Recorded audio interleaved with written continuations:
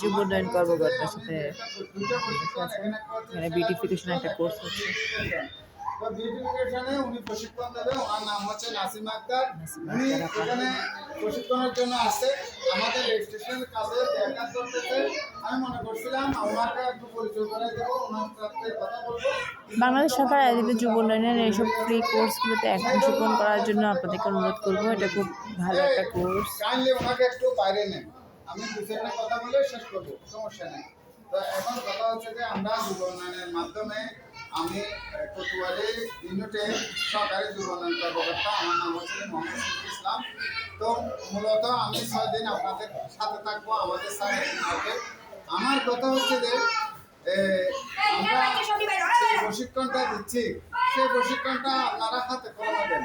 এখানে কোনো টাকা পয়সা কোনো কিছু নয়, আমরা শুধু একটা যাতায়াত ভাড়া 500 টাকা। এখন ওনার সাথে কথা হয়েছে, যেহেতু সরকারে কেটে ফেলছে, সরকারে অর্ধেক কেটে ফেলছে, তাহলে 500 টাকার মধ্যে 250 টাকা আপনারা পাবেন, যেহেতু সরকারে কনসুলেট করছে।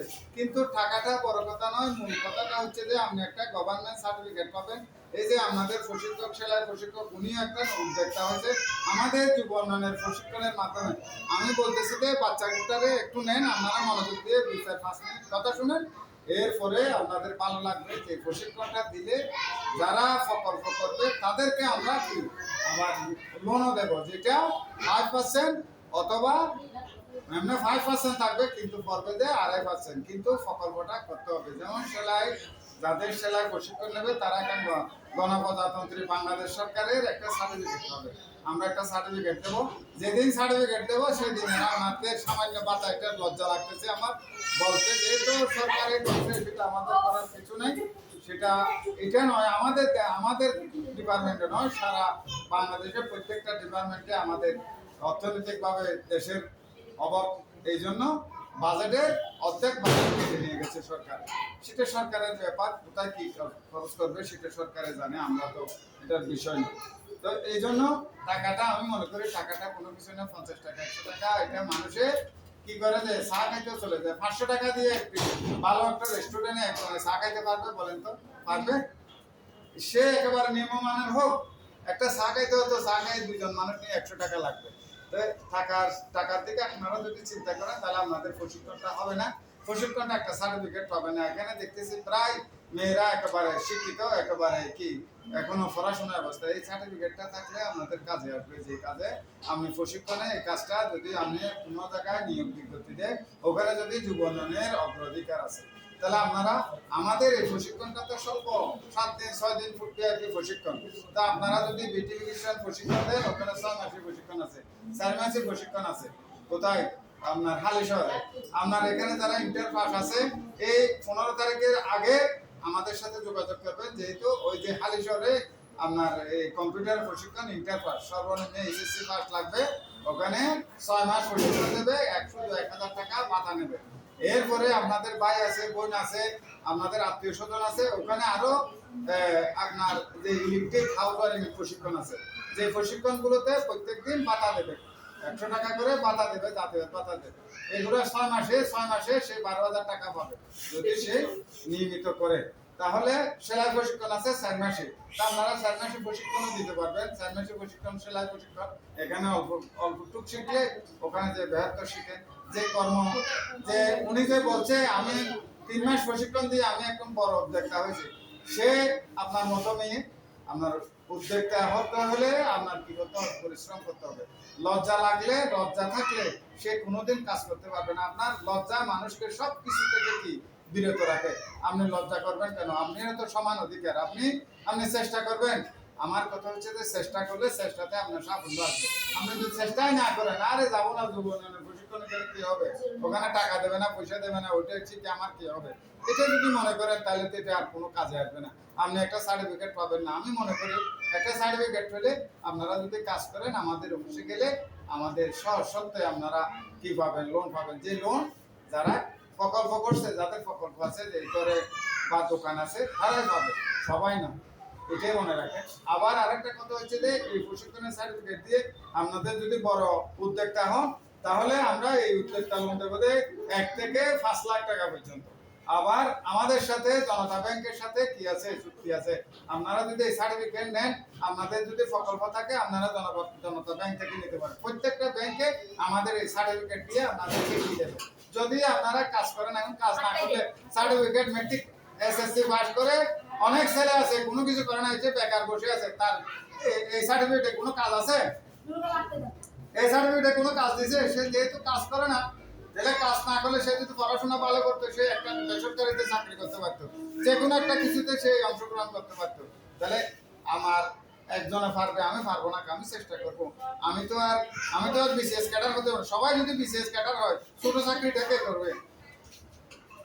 সবাই যদি কুড়িপতি হয়ে যায়, তাহলে গরিব তো কেউ থাকবে না। সেটা আল্লাহ প্রত্যেকটা মানুষের, প্রত্যেকটা এই এরে আমাদের জাতিকে কি করছে, এটা পরীক্ষার জন্য যে যতটুকু উপযুক্ত হবে তাকে সেই উপযুক্ত অনুযায়ী আমাদেরকে কি করছে, সৃষ্টি করছে। আমি চাইলে রাতে দিনে একেবারে 6 ফুট লম্বা হতে পারবো না। আমার যেহেতু যতদূর লম্বা হওয়ার, সেটা আমাকে আল্লাহ করে দিছে। তো চেষ্টা করতে হবে। আপনার যদি চেষ্টায় না থাকে, তাহলে আমি সব সাফল্য কোথায় আছে। তা আমি আর বিরক্ত করবো না, আমাদের রেজিস্ট্রেশন কাজে ব্যাঘাত করবে। তো উনি আপনাদের 5 দিন প্রশিক্ষণ দেবে। যেদিন আসে সেই দিন সবাই সম্মিলিতভাবে, এখানে 30 জন থাকবে, এই 30 জনের সম্মিলিতভাবে বলবেন যে উনি যেটা ওনাকে সাবজেক্ট দেওয়া হয়েছে, আপনারা যদি যে এই সাবজেক্ট থেকে অন্য একটা সাবজেক্ট যদি মনে করেন যে এটা গুরুত্বপূর্ণ, তাহলে ওনাকে বলবেন যে ম্যাডাম আগামীকালকে এই সাবজেক্টটা আমাদেরকে শিখাতে হবে। কথাটা বোঝা গেছে? উনিও আপনাদের মতো মানুষ, উনি কোনো বিন্দেশ থেকে আসে নাই। উনিও আপনাদের সাথে আন্তরিকতার সহিত কাজ করবে আমি মনে করি। আর আপনাদের এই যে প্রশিক্ষণের পিছনে আমাদের জেসমিন আপা অনেক কষ্ট করছে, আমাদের অফিসে গেছে। উনি যে সংগঠনের কাজ করার জন্য সবার কাছে গেছে, সবার এই যে আমি একবার নয়, এই যে আমাদের কাগজপত্রের জন্য মনে হয় আমি 10 বার আসছি। কোথায়? রাস্তাতে কাজগুলো নিয়ে নিয়ে গেছি। কালকেও আসছি আমি, কালকে আমার অফিস বন্ধ ছিল, কালকেও আসছি।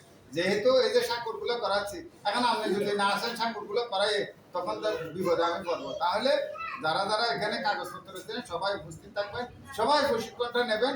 আমি মনে করি সবার হাতে আমি এই সার্টিফিকেটটা দিতে পারলে, আমি এই যে প্রশিক্ষণটা দিলাম এটা আমি সার্থক মনে করবো। আর যদি প্রশিক্ষণের সার্টিফিকেটটা আপনারা নিতে না পারেন, আপনারা যদি মনে করেন কালকে যে এটা এই টাকা দেবেন না, পয়সা দেবেন দিয়ে লাভ থাকে, তাহলে এটা আপনাদের ভাগ্য খারাপ আমি মনে করি।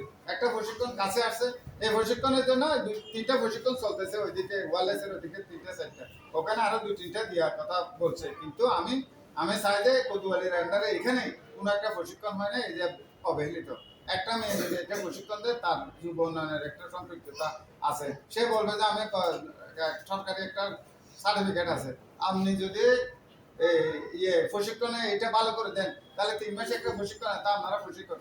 আমাদের ঋতু নামে একটা মহিলা আছে, মেয়ে আছে, সে এখনো বিউটিশিয়ান একটা কলেজ আছে ওখানে পড়ে, কিন্তু সেও এরকম আমরা ট্রেনিং এ নিয়ে তাকে প্রশিক্ষক হিসাবে কাজ করাই।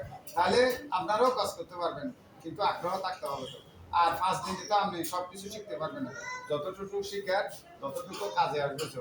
আর এই হতে কিয়ামত পর্যন্ত বিউটিশিয়ান কাজ লাগবে, পার্লার এটা থাকবে। এই হতে কিয়ামত পর্যন্ত থাকবে, যতদিন এই আমাদের পৃথিবী থাকবে ততদিন সেলাই কাজ থাকবে। আপনি এত গার্মেন্টস হয়েছে, এত কিছু হয়েছে, কই কোনো একটা টেইলার্স কি বসে আছে? কোনো একটা টেইলার্সের কি অভাব আছে বলেন তো? আপনারা যে দেখেন তো, আপনি যে বলবেন না কয় তারিখ, আপনি 5 তারিখ দিতে পারেন, 5 দিন পরে দিতে পারেন না 10 দিন পরে, আপনি দিলে দেন, না দিলে না দেন। তাহলে এটার চাহিদা আছে। আপনি এখন বেকার, লেখাপড়া করতেছেন, এই অবস্থায় যদি আপনি একটা কাজ শিখেন, একটা মেশিন নেন, তাহলে এটা আলাদা একটা ইনকাম। পৃথিবীতে আমাদের বাংলাদেশে না, যে ছেলেটাই কামাই করে, যে মেয়েটাই কামাই করে, মা বাবা সবচেয়ে বেশি আদর করে তাকে।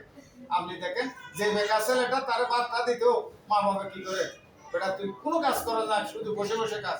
কিন্তু যে কাজ করে, যে টাকা কামাই করে, তার কোনো দোষই নেই।